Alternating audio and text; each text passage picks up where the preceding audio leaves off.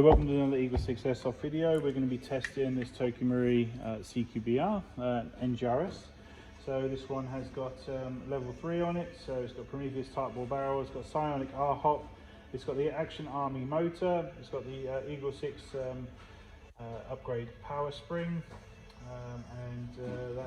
it's got the Prometheus gold bar kit in the back here for obviously the sliding stock connection and the Dean's mod at the back. So yeah, I'll say relatively simple. We just want to demonstrate it working now. So I've got some rounds here.